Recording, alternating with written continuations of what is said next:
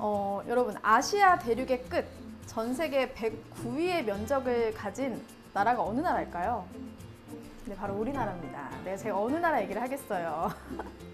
네, 지난 20세기에는요, 물적 자원이 풍부한 나라들이 번영을 누렸다면요, 우리가 지금 사는 21세기에는 인적 자원이 풍부한 나라들이 번영을 누린다라고 해도 과언이 아닐 정도입니다. 실제로 지난 1997년 IMF 사태 이후에요, 전 세계에서 작성된 대한민국 관련 보고서에 이런 말이 적혀 있다고 해요.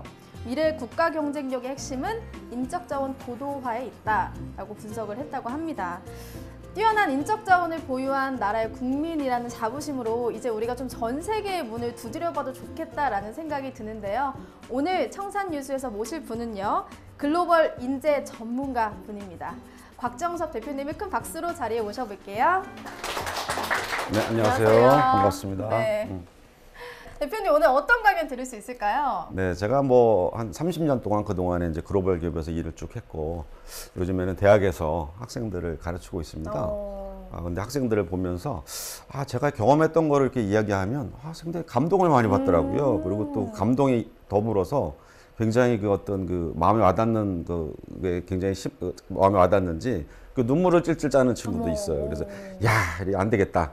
요거를 우리 불특정 다수한테 좀 많은 얘기를 해야 되겠다 싶어가지고 책을 하나 쓰게 됐고요. 오늘 이 자리에 네. 오늘 미스 과학을 만나게 된 영광을 오늘 갖게 된 것 같습니다. 네, 모든 학생분들이 감동의 눈물을 흘리며 집에 돌아가지 않을까 하는 마음으로 네. 오늘 강연을 기대해 보겠습니다. 오늘 제가 수원수건 좀 준비해 주십시오. 네. 잘 부탁드리겠습니다. 네, 그렇게 하시죠. 네. 생각이 흐릅니다. 청산뉴스 곽정섭 대표님의 강연을 박수로 청해 보겠습니다. 네, 감사합니다. 잘 부탁드립니다.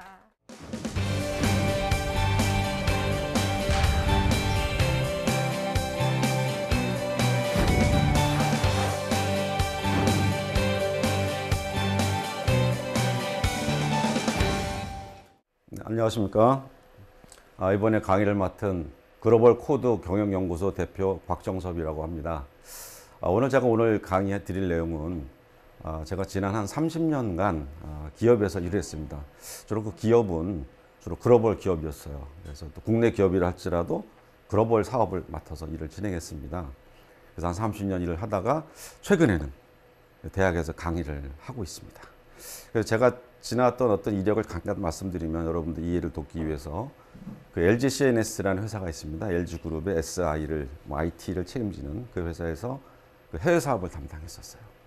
그래서 처음에 사실 어찌 보면은 초창기죠. 1980년도에 사실 해외 사업을 한다는 거는 사실 좀 쉽지 않은 일이었죠. 그 당시 저희 나이 때 영어도 좀 어려웠었고 또 우리나라가 해외에서 비춰지는 모습은 지금처럼 뭐 이렇게 유명하거나 또 한국이 어디 붙어 있는지 모르는 사람들이 대부분이었죠. 그런 시기에 해외 사업을 했고요. 그러고 나서 직장 생활하는 과정에서 IMF라는 아주 거대한 산맥을 만났습니다. 그래서 많은 여기 계신 학생들의 부모님들께서 그 IMF 시절을 겪었고요.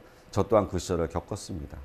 그래서 그 IMF를 겪으면서 가장 중요한 것은 자신의 경쟁력이 가장 중요하지 않겠느냐. 그래서 제가 국내 기업을 떠나서 그때부터 긴 여정이 주로 외국계 기업으로 이제 시작이 됐습니다. 그래서 뭐 프랑스 기업도 가보고, 그 다음에 인도 기업도 가보고, 또 인도를 제가 출장을 한 100번 정도 다녔거든요. 근데 여기서 좀 재밌는지는 인도를 처음 가는 사람은 타지마할을 한번 가는데 저는 100번을 다니면서 타지마할을 한 번도 못 갔어요. 너무 사업에만 몰두한 나머지 지금 와서 생각하면 좀 후회되는 부분이 있습니다. 그리고서 제가 그 인도 회사가 약간의 어떤 회계 부정 문제로 회사가 다른 회사로 M&A가 되게 됐어요. 그래서 할 수 없이 그 IBM이라는 곳에 가서 또 글로벌 서비스라는 곳에서 또 일을 하다가 최근에는 KT에서 우리나라 글로벌을 책임지는 그런 본부장 역할을 하다가 지금은 이제 학교에서 강의를 하면서 책을 쓰게 됐습니다. 아까도 잠깐 말씀드렸지만 책을 쓰게 된 동기는 뭐 학생들한테 강의를 하다 보니까 학생들이 굉장히 그 기존의 훌륭한 교수님들 많죠. 그러나 저처럼 이렇게 현업에서 오랫동안 근무한 사람들을 만나기가 좀 쉽지 않았던 모양이에요. 그래서 아주 재미있게 현실에 일어나는 일들, 제가 과거에 경험했던 일을 경험담을 근간으로 해서 또 미래의 좌표를 또 그려주다 보니까 학생들이 감명을 좀 많이 받더라고요. 그래서 이 강의라는 건 어찌 보면 휘발성으로 날아가지 않습니까? 근데 이 강의를 그 감명받은 학생들한테 제가 그 한 내용을 녹취를 한번 해서 매일 아침에 일어나서 한 1시간씩 써봤어요. 쓰다 보니까 한 500장이 되더라고요. 한 2년 사이에. 그래서 그걸 책으로 낸 게 글로벌 코드로 일하라는 책이었습니다.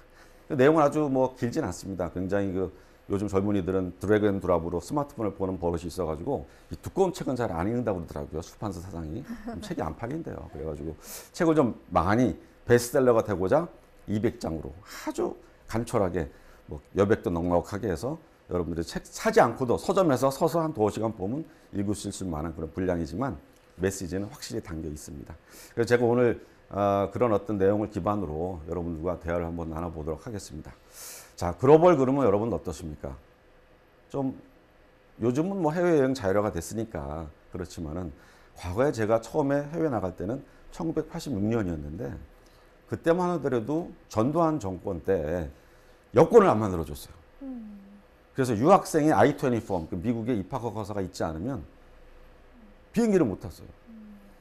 그래서 미국의 I-20 폼이라는 입학 허가서를 받고 여권을 비로소 만들 수가 있었고 그 당시에 해외 나갈 수 있었던 거는 해외여행이 불허가 됐으니까 될 수 있었던 사람은 유학생 또는 상사 주재원 아니면 국가기관 이외에는 해외에 나갈 수가 없었어요.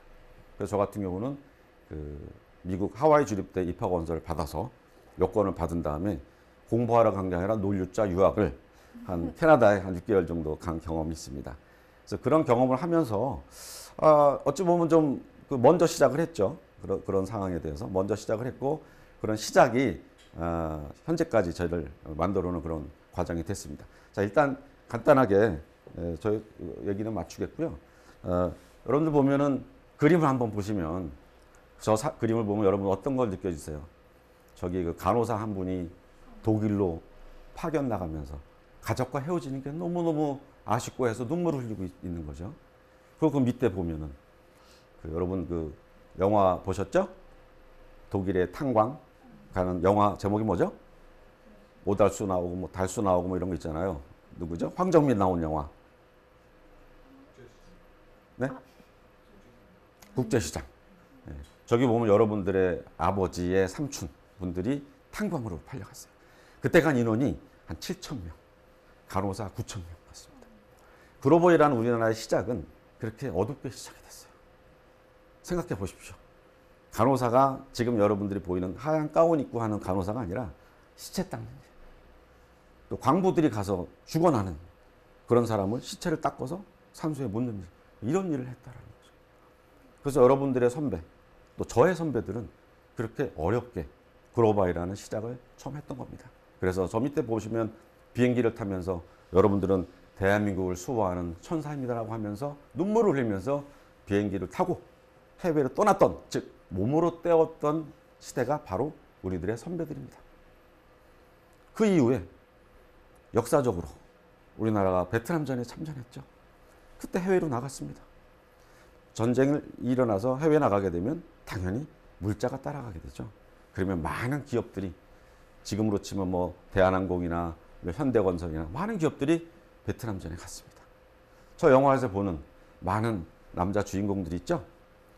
저희 집안의 아버지 형제들이 구형제인데 구형제가 전부 다 저보다 한 10살, 20살 많으신 분들이에요.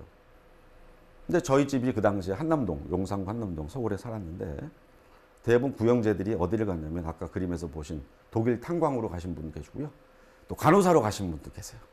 또 사우디아라비아, 뭐 이집트, 이란 뭐 안 간 데가 없습니다. 그래서 저희 집이 해외에 나가는 전초기지였었어요. 저희 집을 다 거쳐왔습니다. 그래서 그 국제시장에 나오는 오달수, 황정민 역이 저희 사촌형들의 대역을 하신 분들이에요. 네, 사실입니다. 네, 그래서 그런 대역을 할 정도로 저희 집안에 많은 사람들이 해외로 나갔습니다. 그래서 그런지 몰라도 저도 어렸을 때부터 자연스럽게 해외에 나가는 모습을 봤던 거 아닌가 뭐 이런 생각이 들더라고요. 밑에 보시면 또 최근에는 1980년대에는 여러분 잘 아시는 대우 인터내셔널 뭐 김무중 씨가 대우를 만들어서 세계 경영을 했지만 최근에는 대우 인터내셔널 회사가 나와서 상당히 또 우리나라를 해외 진출하는데 상당한 역할을 했다는 거죠. 자, 여러분들 이 선배들이 했던 경험에 대해서 과연 여러분들은 글로벌 그러면 어떤 생각을 하실까요? 서로 한번 생각을 해볼까요? 뭐 코끼리 장님 만지기라는 게 있죠. 뭐 코끼리의 귀를 만지면서 이건 귀가 아니고 부채꼴이야, 부채야 라고 말하고, 꼬리를 만지면서 로프야 이렇게 얘기할 수도 있죠. 상당히 요즘 세대의 젊은이들은 그로보이라는 거를 과거에 선배들이 했던 것을 보면서 또 다르게 해석을 하고 있다는 거죠. 근데 저는 글로벌 기업에서 생활을 많이 하고 또 요즘 학생을 가르치다 보니까 글로벌에 대한 해석을 좀 다른 방법으로 해봤어요. 어떤 방법이냐? 최근에 보면 여러분들 집에서 애완동물 많이 키우죠. 우리 옆에 학생 반려동물 혹시 어떤 거 키우세요? 강아지. 또 여기 학생은 어떤 고양이. 또 뒤에는 바퀴벌레? 뭐 요즘에 곤충 키우는 사람도 있어요.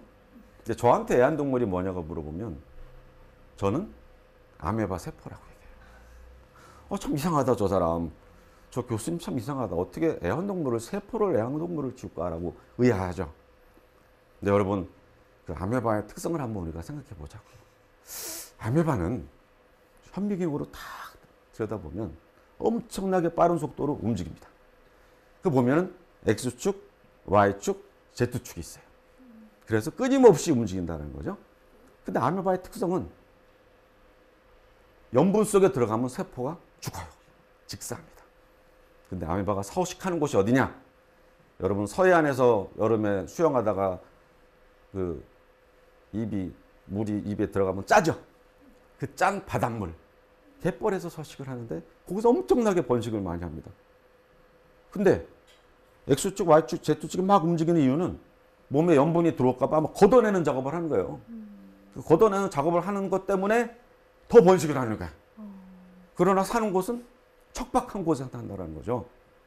우리 젊은이들 요즘에 헬조선이란 말 많이 하잖아요.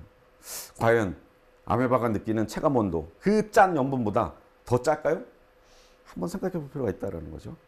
그래서 그 X축, Y축, Z축이 뭐냐라고 많은 경영학자들이 고민해 봤어요. 그게 뭐냐? 어떻게 해서 저 아메바 세포가 번식을 하는지 궁금하다라는 거죠. 저부터도 궁금하고 아마 여러분들도 그 세포에 대해서 한번 연구해 보고 싶을 거예요. 그래서 많은 경영학자들, 경영학의 대가인 피터 드러커도 한번 연구해 봤고요. 많은 사람들이 연구를 해봤어요. 보니까 그 X축, Y축, Z축을 해석하는 방법이 각기 다르다 이거죠. 근데 그거를 적시적으로 해결한 사람이 여러분 잘 아시는 100년 된 기업 에디슨이 만든 회사 GE라는 회사가 있습니다.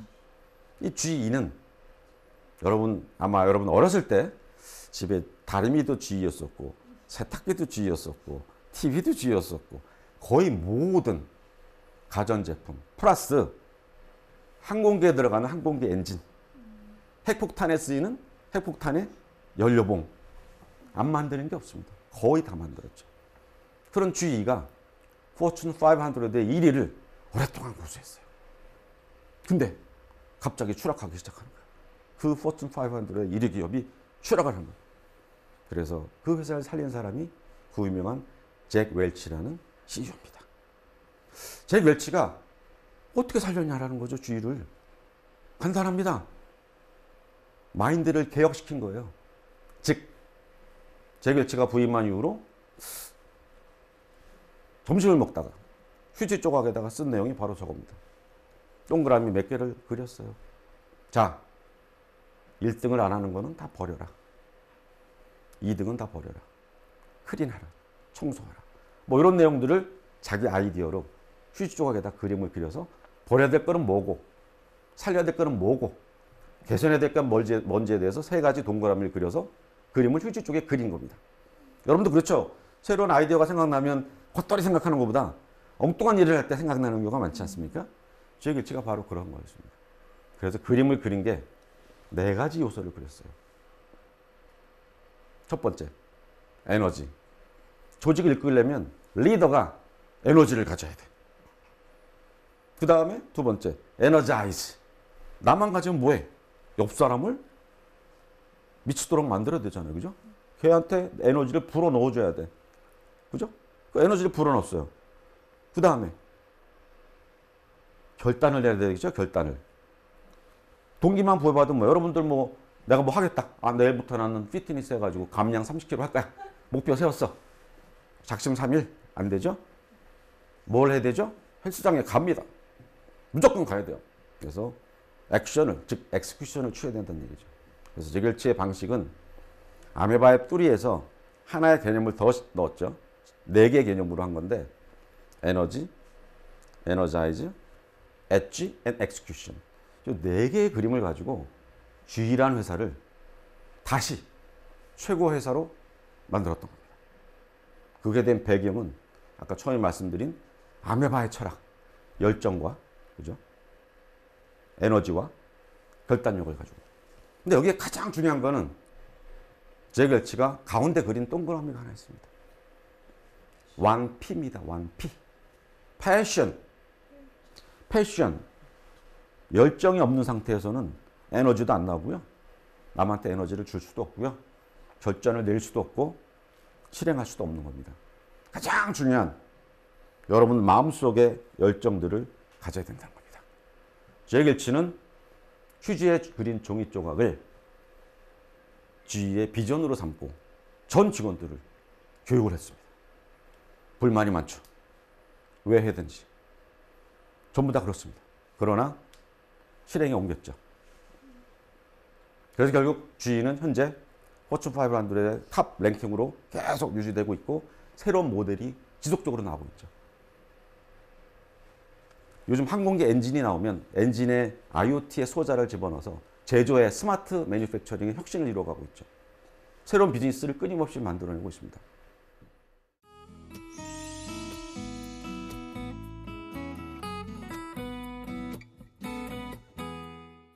자, 얼마 전 여러분들 졸업하셨죠? 졸업하신 분들 선물 혹시 뭐 받으셨어요? 선물. 꽃다발 말고 또 가전제품 같은 거 안 받았어요?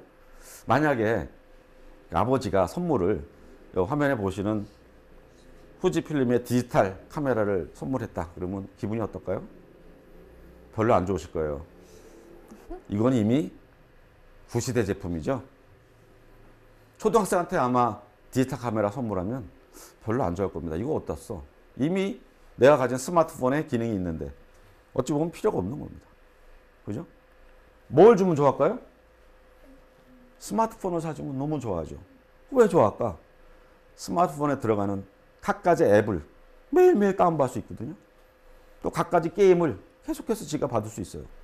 그러니까 다양성이라는 측면에서 봤을 때 요즘 초등학생들도 선물을 이렇게 디지털 카메라 단순한 기능보다 포괄된 융합된 거를 좋아한다 이거죠. 그죠? 근데 시대는 융합의 시대로 흘렀어요. 자, 처음부터 얘기를 하면 처음에 우리 선배들이 독일 광부로 간호사로 갔죠. 베트남전까지 갔다 왔습니다. 사우디 갔다 왔어요. 대우 인터내셔널이 우리나라 현대자동차 차 울산에 조선 전 세계에 팔았죠. 아주 잘 나갔습니다.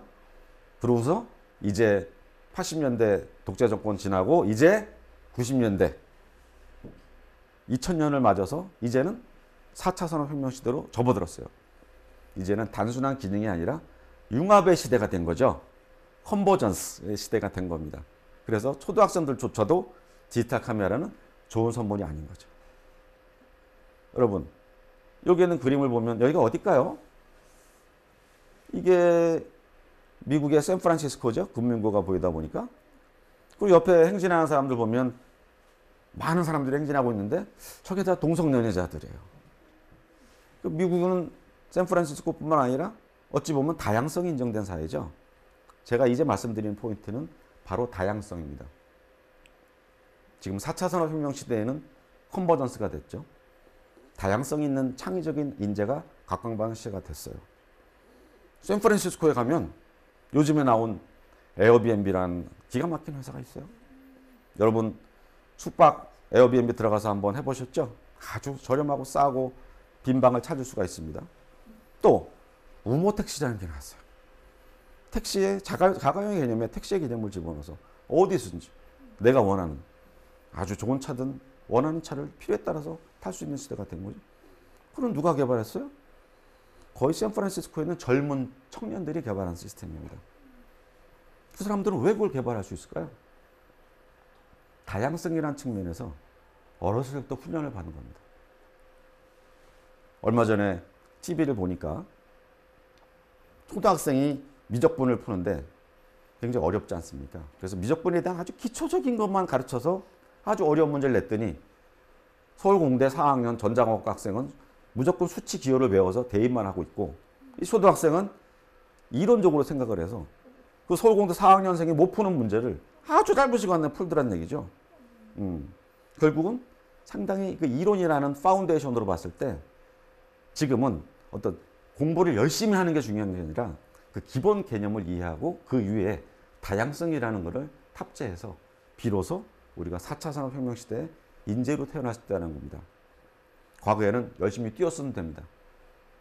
현대자동차가 처음으로 인도에 진출했어요. 체나이라는 곳을 가면 인도에 영상 50도, 습도가 워낙 습해서 걸어 다닐 수가 없어요. 숨을 쉴 수가 없어요. 1970년대 그 당시 현대자동차의 몇몇 직원들이 인도 체나이를 갔습니다. 불모지죠. 호텔도 없고요. 그래서 버너에 밥을 길에서 해 먹으면서 텐트에서 자면서 공장을 못 세겠죠. 그게 현재 가장 차를 생산을 많이 하고 있는 인도 체나이의 현대자동차 법인입니다. 거기서 생산된 차가 가장 많이 팔리고 있고 가장 많이 성공을 한 그런 지역입니다. 우리 선배들은 그렇게 해서 성공을 시켜왔고 이제 우리가 잘 살고 있죠. 어느 정도는. 그렇지만 이제는 우리가 커다란 어떤 도전의 직면에 있다고 볼 수 있습니다. 그래서 이제는 제가 대학에서 강의를 하면서 우리 학생들이 좀 더 다양성이라는 측면에서 좀 더 적극적이었으면 좋겠다는 게 제 생각입니다. 그 다양성의 대명사로서 여러분이 잘 아시는 스티븐 잡스, 또 마이준이라는 사람. 지금 이건희 회장이 전 세계 재계 순위에 98위 정도 되나요? 마이준이 18위입니다. 생긴 지는 회사가 딱 5년이 채 안 됐어요. 삼성이 생긴 지는 거의 70년, 50년 넘어서 굉장히 거의 뭐 70년 가까이. 그런 회사를 5년이 채 안 된 회사가 캐치업을, 추월을 하고 있는 겁니다. 그죠? 역으로 얘기하면 삼성이라는 회사는 우리 얘기하면 제품, 부품을 만드는 회사고 마이쥐는 플랫폼을 만들었죠. 여러분 플랫폼이란 말 많이 들었죠? 차이가 거기서 나는 겁니다. 그리고 삼성에 있는 폰은 구글의 안드로이드 소프트웨어를 탑재했죠. 그 얘기는 뭐냐면 삼성이라는 회사가 엄청 소프트웨어에 대한 역량이 좀 딸리다 보니 구글의 안드로이드는 굉장히 좋은 서포터의 역할을 했죠. 반면에 그걸로 인해서 저희 삼성이 발목을 잡힐 수도 있다는 얘기죠. 중국의 많은 회사들이 스마트폰을 제조할 역량을 가졌기 때문이죠. 그래서 이제는 국내 기업이 열심히 옛날 선배들처럼 뛰어가지고 몸으로 떼어가지고는 이제는 승산이 없다. 그런 플랫폼을 가지고 나오는 글로벌 기업에 당할 자가 없고요.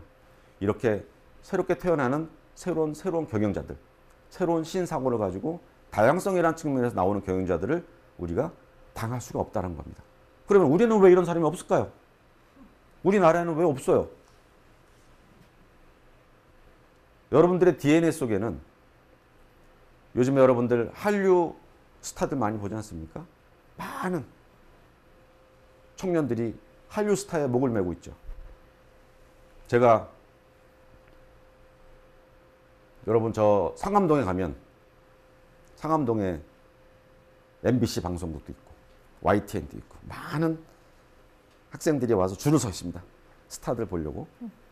근데 제가 KT에 근무할 때 저 우즈베키스탄에 가서 그 어떤 공무원을 만난 적이 있어요. 공무원 집에 가니까 그 공무원이 어떻게 고민을 털어놓든지 자기 딸 때문에 딸이 공부는 안 하고 맨 한류 스타만 쫓아다니고 온통 집에 문을 열으니까 온통 한류 스타 그림이 꽉 차 있고 한류 스타에 있는 옷에다가 그러고만 산다 이거예요. 아, 고민이 많더라고. 근데 제가 운전하고 가다 보니까 그 딸이 그 방송국 앞에 줄을 서 있는 거예요. 나타샤인데 이름이. 깜짝 놀라서 차를 세우고 너 여기 웬일이냐. 아버지한테 전화를 했더니 가출 신고했는데 거기 가 있냐고. 알고 보니까 그 나타샤는 한국의 광입니다. 그래서 집이 온통 한국 한류 스타들로 도배가 돼 있다는 얘기죠. 지금은 한국으로 몰리고 있다는 겁니다. 그 난주도라는 곳은 쓰레기 덤이었었어요. 여러분들 혹시 기억나세요? 자유로를 타고 일산을 가면 차 문을 못 엽니다. 과거에 2000년대 초반만 하더라도 쓰레기들이 거기 쌓여가지고 그 우리나라 사람들이 얼마나 창의적인 발상을 했는지. 쓰레기는 치워야 되잖아요, 원래, 그죠? 근데 쓰레기를 치우지 않고 거기다가 새로운 나무도 심고 흙도 덮어서 골프장을 거기다 만들었어요. 그 다음에 거기다가 생태계 조성을 했습니다. 그러다 보니까 양분이, 쓰레기에서 나온 양분들이 오히려 약이 돼서 지금 가보면 여러분들 그 하늘공원 무성하게 잘 하늘로 가려져 있죠? 그 옆에는 많은 멀티미디어 회사들이 지금 들어가 있고 많은 스타트업 회사들이 거기에 둥지를 트고 있어요. 우리나라 사람들의 그 어떤 그 발상, 그런 DNA, 그죠? 한류 스타들이 나오는 거 보시면 대단하다는 거죠. 그런 DNA가 여러분들은 있어요. 근데 왜 우리는 스티븐 잡스가 없고 마이준이 없냐라는 거죠. 있다라는 거죠. 그런데 여러분들 초등학교가 지금 6년이죠? 고등학교 3년? 그리고 대학 4년. 그 다음에 뭐죠? 그 다음 학자가 공취라고 해요. 공취. 대학 졸업하면 공취입니다. 공취. 대학원이 아니에요. 요즘에는. 제가 TV를 보다가 한번 노량진 학원에 줄 서 있는 어린 학생들을 보고 깜짝 놀랐습니다. 정말 눈물이 나왔어요. 우리나라 젊은이들이 이렇게 살아야 되냐. 제가 직접 가봤습니다. 노량진 새벽 5시에 갔더니 배낭을, 엄청나게 큰 배낭을 키도 작은 학생이 메고 가는 겁니다. 그래서 도대체 어디 가냐 그랬더니 소방공무원 시험 공무원 시험 공부하러 간대. 아니 너 몇 살인데? 그랬더니 고1이에요. 너 학교 안 가고 검정고시 한대. 그러면 왜 너 하니? 우리 누나가 나이가 35인데요. 10년 동안 공무원 시험 해서 떨어져가지고 저는 미리미리 공부해서 빨리 붙으려고요. 그래서 공무원 시험 볼 거예요. 하늘이 무너지는 생각이 났습니다. 노량진에 가면 고시 열풍이 불고 있어요. 우리 젊은 학생들 비전이 없다는 것이죠. 몸 안에 있는 DNA를 충분히 발산하지 못하고 있다는 겁니다. 그럼 글로벌로 얼마든지 시장이 넓어 있음에도 불구하고 우리 학생들이 그 안에 있는 우리 안전한 직업을 찾고 있다는 얘기죠. 얼마 전에 알파고하고 바둑을 뒀죠? 예. 사람이 인공지능을 이길 수 있을까요? 미국에서는 이미 국세청에 인원을 감축하기 시작했어요. 국세 업무는 사람의 인지를 가지고 할 필요가 없다는 얘기죠. 뭐 세금 매기고 부가세 매기고 이거 뭐 사람이 합니까? 인공지능을 하다 보니까 어떻게 되죠? 감원을 해야 됩니다. 감원. 제가 얘기하는 포인트는 지금 공무원 준비해서 공무원 되시면 향후 5년 후에 짭이 보장이 안 돼요. 어떻게 바뀔지 모른다는 거죠. 이미 미국은 그렇게 변하고 있고요. 이번에 트럼프 행정부가 들어서면서 인원 감축에 들어갔습니다. 그럼 어떤 인재가 살아남느냐? 잘 생각해 보시기 바랍니다. 과연 우리가 노량진 학원에 줄을 서면 그것이 내 앞길에 보장된 길을 열어줄 수 있을까요?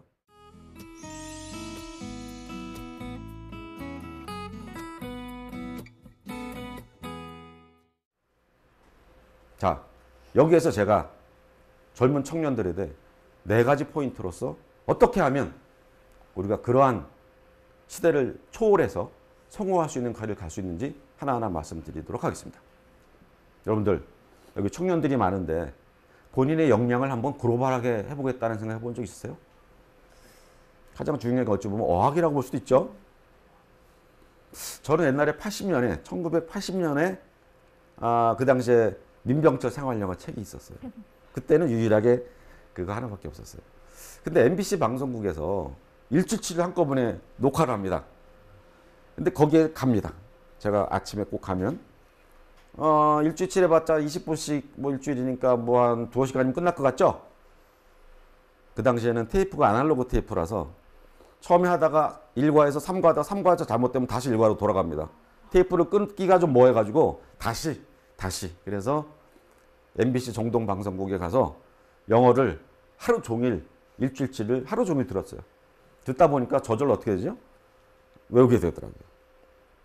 그래서 어학이라는 거는 젊은 시절에 여러분들을 대상으로 봤을 때 자꾸 반복하면 된다. 반복하다 보면 체득이 되는 거고 또 그 체득이 되면 이 어학이라는 건 하나의 원이 하나 그려집니다. 여러분들 열심히 하면 원이 하나 그려지고 더 열심히 하면 또 그 원을 하나 넘어서게 되고 어느 순간에 신의 계시를 받은 것처럼 자유롭게 나올 때가 있어요. 그게 열심히 하다 보면 어느 순간에는 외우지 않아도 자연히 그동안에 외웠던 거를 서로 믹스해서 자연스럽게 대처할 수 있는 자신감이 생기는 겁니다. 그래서 가장 먼저 해야 될 거는 여러분들의 역량을 글로벌 스탠다드화 시켜야 된다. 어학뿐만 아니라, 그죠? 여러분들이 공부하고 계시는 전공 또한 마찬가지라고 볼 수 있죠. 그 다음에 두 번째는 여러분들 여행들 많이 하지 않습니까? 요즘에 가장 기본 조건이 뭐 해외 뭐 어학연수도 가고 하지 않습니까?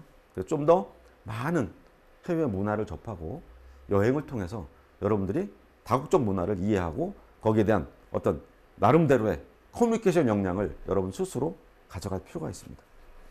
더불어서 중요한 거는 여러분들 인문학적 소양이라는 얘기 많이 하죠, 요즘에. 제가 IT를 전공했다 이거죠. IT만 가지고 되는 게 아니라 이거죠. 그죠?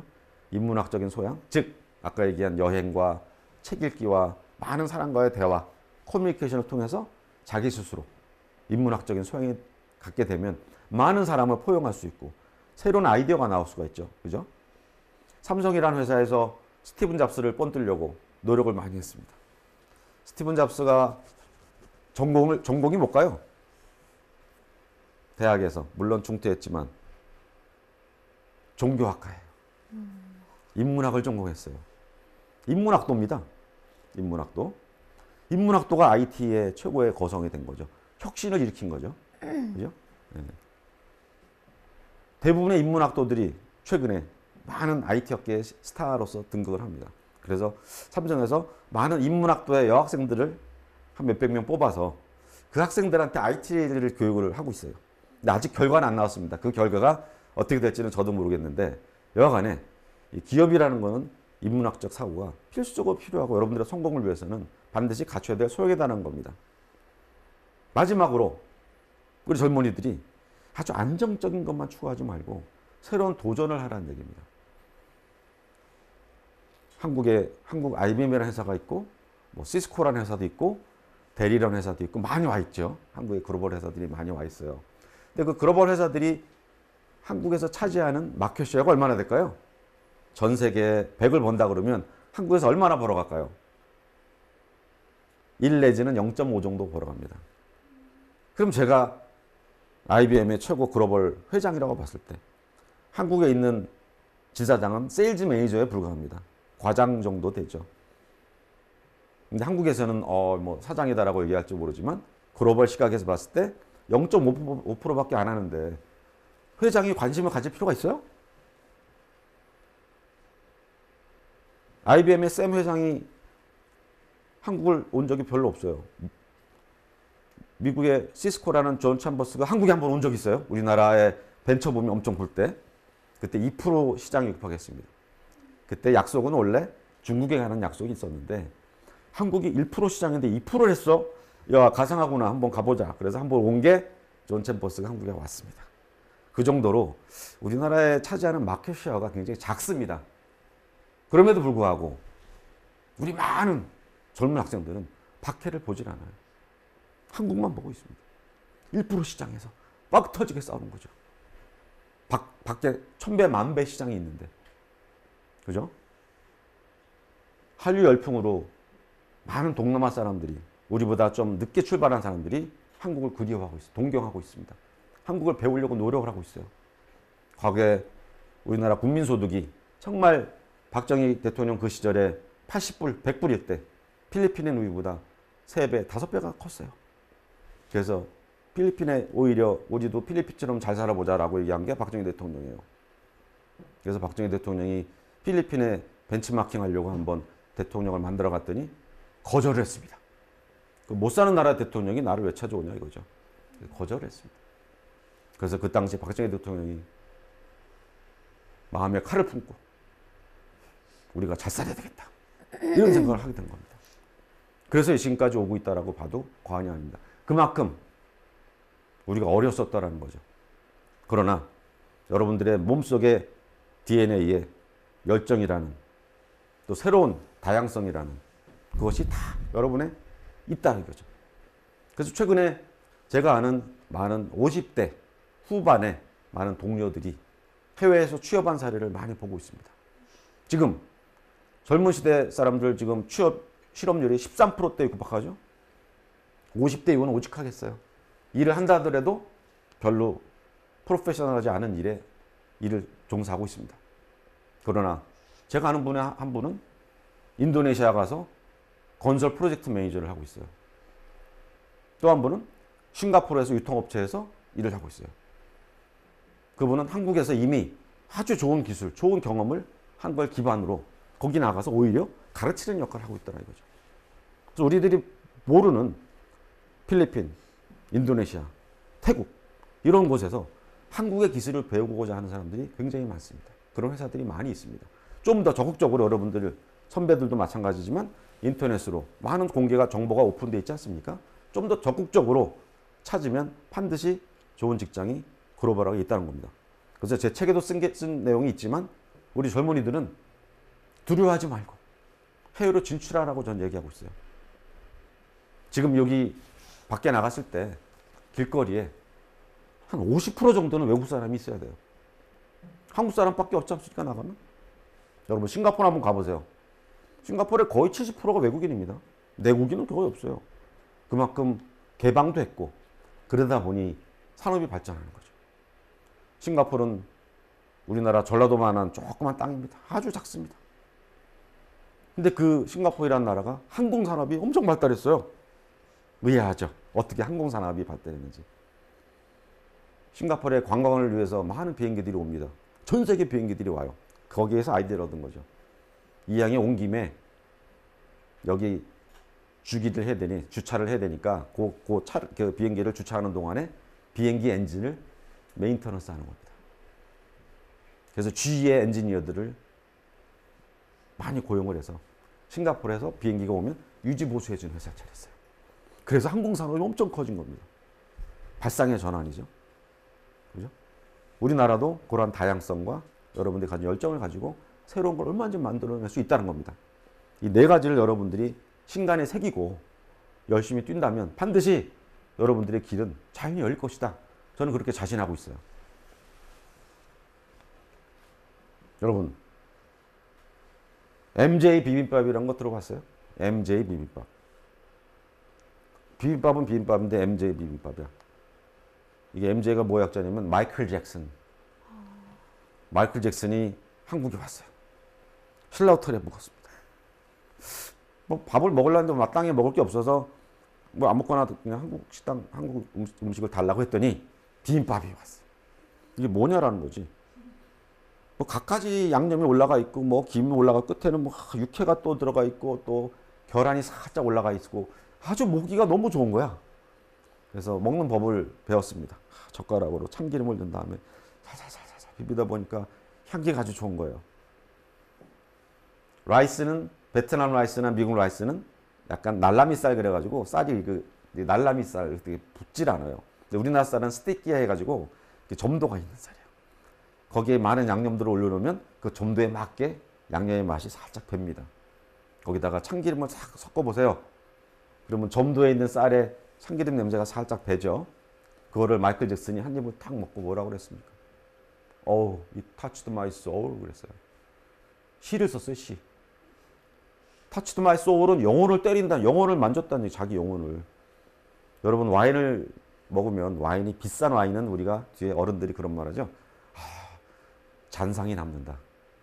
마시고 나면 그냥 소주처럼 꼴딱 들어가는 게 아니라 마시면서 넘어가면서 목 넘기면서 싹 내려가면서 이 뇌에 있는 곳에 호흡하는 뇌까지도 맛을 느끼게 합니다. 꽤 비싼 와인인데 그런 거거든요. 근데 신라호텔에서 나온 비빔밥이 그때 18,000원짜리인데 뭐 시중에서는 10,000원이지만 호텔이니까 18,000원짜리인데 그 18,000원짜리에 그 맛에 수백만 원짜리 효과하는 와인에다가 표현할 수 있는 touch the my soul 그랬어요. 한국의 비빔밥에 대한 찬탄을 한 거죠. 우리나라 문화가 그런 겁니다. 우리나라 역사가 그랬고요. 많은 각양각상의 역할을 하는 것들이 모여서 하나의 작품을 만들어냅니다. 매화가 피는 시기가 따로 있죠? 겨울에 피죠. 개나리가 피는 시기가 따로 있습니다. 시기가 있어요. 근데 겨울에 개나리 보고서 너 왜 꽃 안 피워? 너 왜 매화는 피는데 안 피워? 너 이거 잘못, 너 꽃이야? 꽃 맞아? 이렇게 얘기하면 어떻게 될까요? 나는 꽃이 아닌가 보네. 스스로 죽겠죠. 다 우리나라 여러분 청년들은 각자의 향기와 각자의 시기와 자기가 잘 될 시기와 그걸 다 갖고 있어요. 우리처럼 일률적으로 평가하고 일률적으로 같은 길만 따라가는 그런 길은 맞지 않다는 얘기입니다. 그래서 다양성을 기반으로 한 우리나라 선조들이 해왔던 이런 한류 문화의 기반이 됐던 융합, 비빔밥 안에 숨어 있습니다. 여러분들의 DNA, 여러분들의 선조, 여러분들의 부모 다 섞여 있다는 거죠.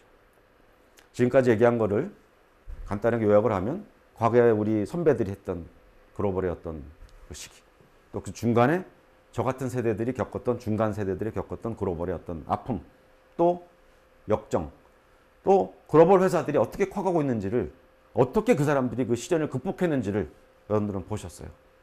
그리고 여러분들의 몸속에 숨어 있는 그런 내재된 열정과 다양성과 혁신적인 여러분들의 DNA에 대해서 깨달았어요. 그리고 네 가지를 제가 설명했습니다. 어떻게 하면 how to 여러분들이 글로벌리 진출해서 글로벌 인재가 돼서 스티븐 잡스도 나올 수 있다는 거고 마유진도 우리 나올 수 있다는 거죠. 그러한 자신감을 저는 청년들에게 심어드리고 싶습니다. 전반에는 이런 이야기를 했고요.